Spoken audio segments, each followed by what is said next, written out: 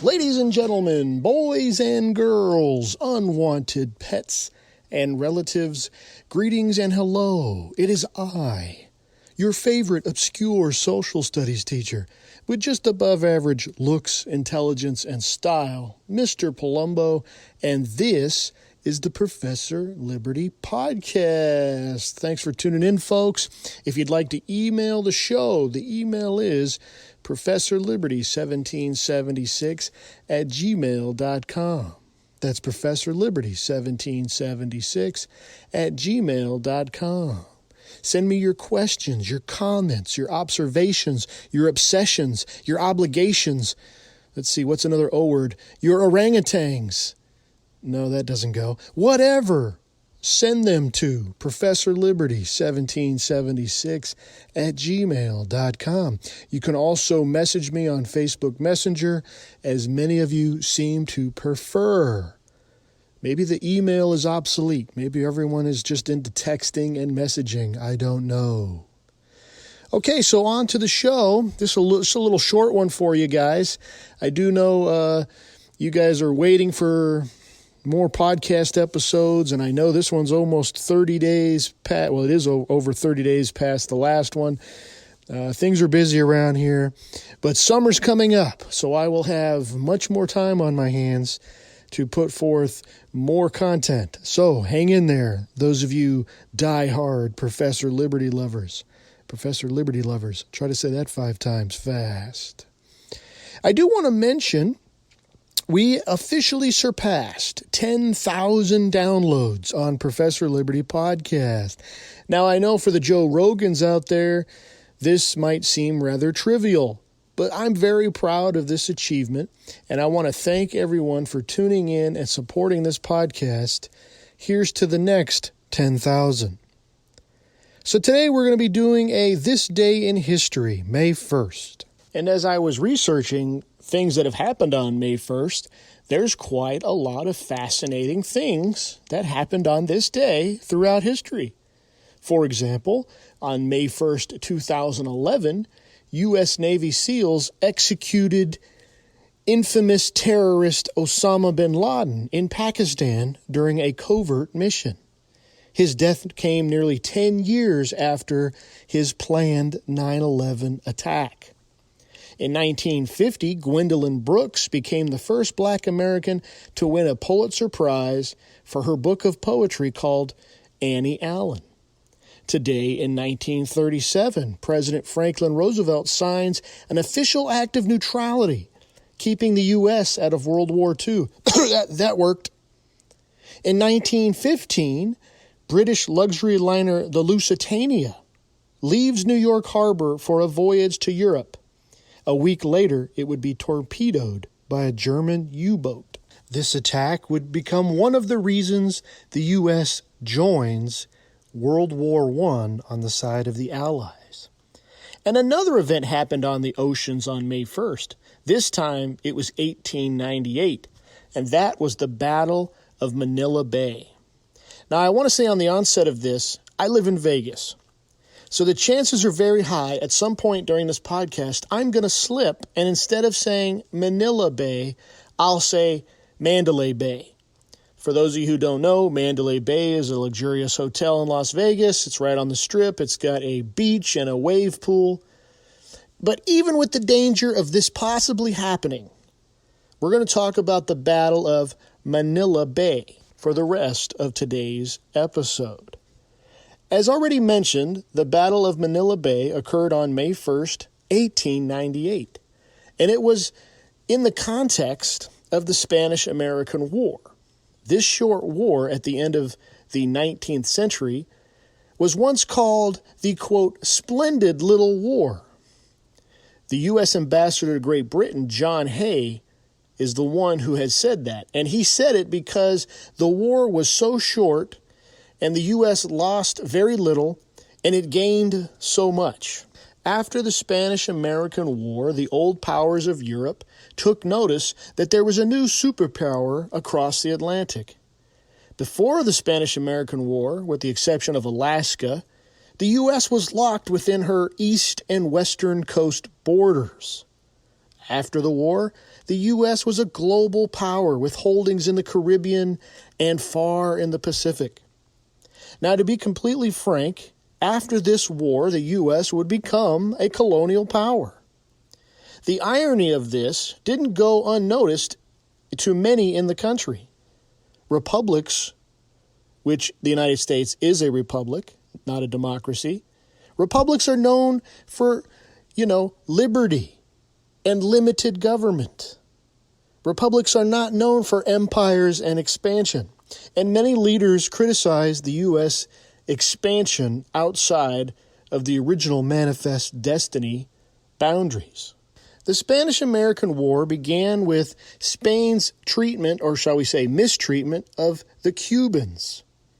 And the Cubans are going to have a revolution because of it. Now, Spain did treat the Cubans harshly, but most of the atrocities are going to be overblown by newspapers in the United States. This exaggerated journalism is known as yellow journalism, which, do not be deceived, boys and girls, is still alive and well today. Yellow journalism is journalism that exploits, exaggerates, and distorts the news in order to create sensation and to attract readers. That sounds familiar. These tales of Spanish treachery began to move public opinion, and the American public began to sympathize with the Cuban people. The United States kind of saw Cuba as their poorer neighbor being harassed by the school bully, Spain. In response to these tales of Spanish misdeeds, President McKinley ordered U.S. warship Maine into Savannah Harbor. This is in February 1898. The entire war is only going to last a few months. Again, another reason why it was a splendid little war. Now, as some of you history buffs already know, in February 1898, the USS Maine is going to explode suddenly and without warning. And of course, the Spanish are going to start being blamed for this explosion. Now, only 5 days after the explosion, the New York World newspaper published headlines like, quote, "The Maine was blown up by a submarine mine," unquote. Another New York newspaper wrote, quote, "Spanish treachery," unquote. In April, Congress passed an ultimatum telling Spain to withdraw from Cuba or face the consequences. On April 23rd, Spain declared war on the United States, and so the U.S. followed suit on the next day. Can we just sit back for a brief moment and appreciate countries officially declaring war? Going through their legislative mechanisms and officially declaring war. Remember those days? Instead of troops secretly being moved into countries and the public not knowing about it, like Ukraine, like Syria. Anyway, back to the show. Okay, so this finally sets up the backdrop for the Battle of Manila Bay. I almost said Mandalay. I didn't, though. Well, I guess I just did. So in just 5 days after, 5 days after the U.S. declares war on Spain, Naval Commander George Dewey and his fleet spot the Philippine mainland. Military leaders in the United States knew that to win the war, defeating the rather large Spanish fleet stationed in the Philippines was a top priority. Under the cover of night, Dewey's ships snuck past coastal guns located on, I'm going to get this wrong, Corregidor Island and into Manila Bay. At dawn on May 1st, 1898, Dewey's ships fire upon the outdated Spanish fleet. Thanks to the advocacy and hard work of then Naval Secretary Theodore Roosevelt, who was going to resign his post so he can go fight in Cuba, by the way, the U.S. fleet was better armed and better trained. After 2 hours of fighting, the Spanish fleet was, as History.com describes, quote, decimated, unquote. At first, the Spanish stubbornly refused to surrender. But after another round of softening up by way of more shelling, the Spanish fleet gave up. The decisive victory would bring the Philippines under U.S. control and occupation, which would last until 1946. In Cuba, that August, Spanish forces would again be overwhelmed by the Americans. This time think TR and his Rough Riders. And by December, before year's end, the Treaty of Paris was signed, basically giving the U.S. the remnant of Spain's overseas holdings. The U.S. gained control of Puerto Rico and Guam. Cuba, which was, where all the commotion began, officially became a U.S. protectorate. Now, that just means a colony, but with a little more autonomy. The Battle of Manila Bay was the first battle of the Spanish-American War. It also established the United States as a major naval power, and it is one of the most decisive battles in U.S. naval history. Over 300 Spanish sailors perished during the battle, compared to U.S. casualties being approximately 10. As mentioned earlier, the breakneck speed and the precision of the Spanish-American War is incredible. We can see why John Hay called it the Splendid Little War. It started at the end of April and was officially over in December. It saw the U.S. gain so much in regards to lands and world esteem, and all the while it didn't cost them almost nothing in regards to blood and treasure. The last thing I want to bring up also relates to this idea of breakneck speed, and that is the expansion, just how fast the United States grew.